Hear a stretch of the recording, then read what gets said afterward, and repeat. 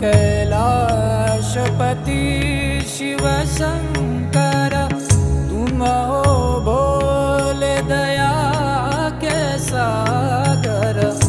दूर करो सब दुख